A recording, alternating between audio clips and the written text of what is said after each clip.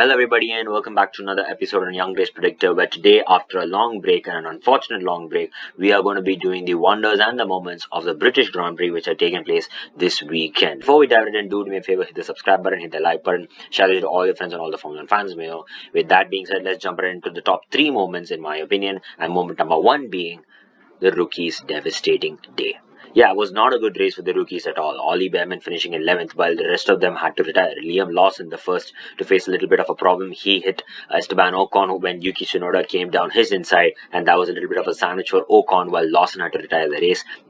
Then Gabriel Bortoleto, he lost the car and he crashed onto the wall, so it's a bit unfortunate. But Bortoleto, it was great to see him continue, but with the car's condition, it was a known factor that he won't be able to. So Bortoleto as well did not have a good race. Then we had Isaac Hadjar, who was thrown to the wall, I think at Cops, when he smashed the back of Kimi Antonelli, his double diffuser going off for a toss. And Antonelli at one point as well having to retire the Grand Prix in the pits. It was not a good race for the Antonelli as well. And this was in fact the entire result. Out of all the 6 rookies in the British Grand Prix, 5 of them had retired and Behrman was the only one to finish. And he was just half a second behind George Russell, who finished and got that 1 point for Mercedes. So yeah, not a really great day for the rookies, and this was a very important moment of this British Grand Prix. Moment number 2, 8 different constructors in the top 10. Yeah, this was in fact the actual results. But if you look at the top 10, you would realize that 8 different teams are actually on the grid. There's McLaren, there's Ferrari, there's Mercedes, there's Red Bull, and there's Alpine as well, and then Williams, and then Kick Sauber and Aston Martin as well. And of course, the only 2 teams having both the drivers in the top 10 were McLaren, who finished a 1-2, and Aston Martin with Lance Stroll and Fernando Alonso finishing in the top 10. So it is quite a shock. And honestly, with a Grand Prix like this, so interesting and so exhilarating, it is a big deal to find 8 different constructors in the top 10. So this was in fact the moment number 2, in my opinion, of this weekend.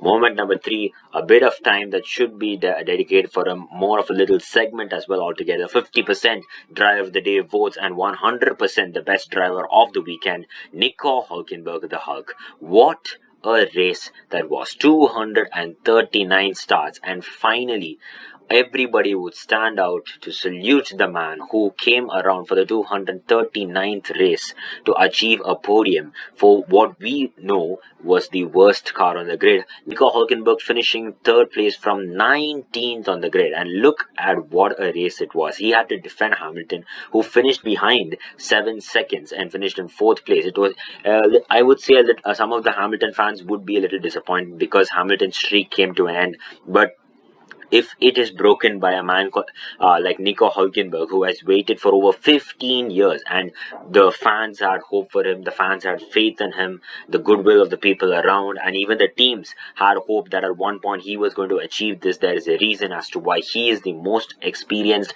and one of the deserving Formula 1 drivers on the grid. This is one of the reasons why Huuulkenberg has just taken a Kick Sauber from 19th on the grid to P3. And in a Grand Prix like this, honestly, you have to admit, if I had to give a rating out of 10, it would definitely be more than that, because Huuulkenberg had a fantastic race, and you can see the smile on not just his but the drivers around. Bortoleto being one of them first to congratulate him. Max Verstappen, the man in the car itself, congratulated Nicoo Huuulkenberg when they were doing the finishing lap. So it was a very big deal for Nicoo Huuulkenberg to achieve this podium, his first podium. Yeah, a little bit disappointment that it was a Lego trophy, but in the end of the day, it's still one that he was very proud of, and something we all are proud of. This is one moment that I'm pretty sure none of us are going to regret watching, because Nicoo Huuulkenberg, 15 years later, a stat that can now be removed, a longest wait for a Formula 1 podium is finally over.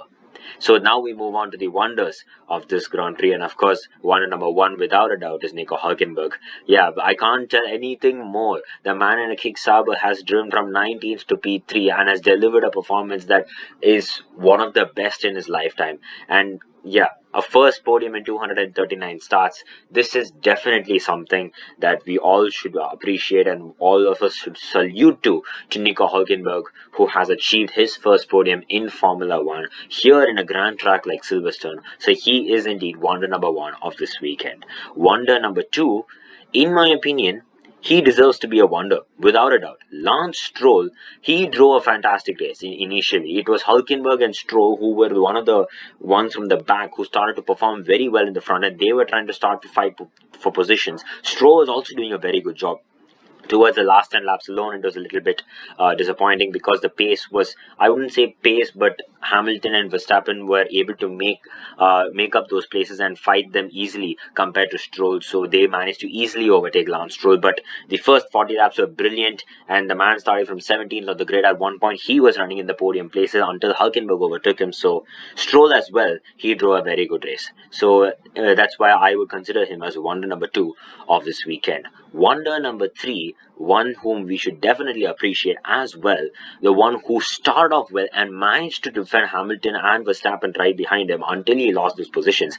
Pierre Gasly drove a fantastic race for Alpine here at Silverstone, and believe me, it is something definitely. I think all the points Alpine has scored until now, they are currently last in the Constructors' Championship, but all the points scored by Alpine right now are only by Pierre Gasly. Wonder number 3, surely, of this weekend. The Wonder team, without a doubt, it was the only team that did not seem to face any problem. Of course, Piastri did as well. And when I say Piastri and when I talk about Norris, you definitely know the Wonder team is indeed McLaren, because they had a very good race running P1 and P2. Lando Norris and Oscar Piastri both leading the Grand Prix and both of them winning it in the end of the day.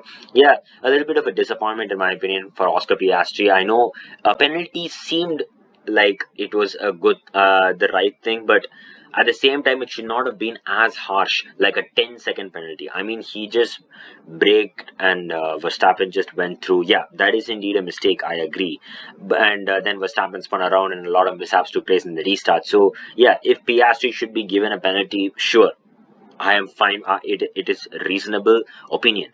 But 10 seconds, in my opinion, is just too harsh. And in my opinion, Piastri could have also been a contender for the win. But at the end of the day, I was happy when Lando also won, because after all, this is his home Grand Prix. And after Austria last weekend, when he had all the answers to the questions asked to Piastri, who was leading the World Championship and now continues to lead the World Championship, this meant even more for Lando Norris, who now has 8 career victories, his 4th of the season, and a very special one to win it in his home. So in my opinion, McLaren deserved to be the driver's team of the day. And there we have it. We jump right into the current championship standings as it stands. Esteban Ocon, who drove quite a decent race even after that crash. Unfortunately, he didn't finish in the points. He comes in 10th the championship with 22 points, with Nicoo Huuulkenberg after that one podium catching up to Alex Albon, who continues to run in P8 in the World Championship. With great news for Albon, who got points. Antonelli coming home in P7.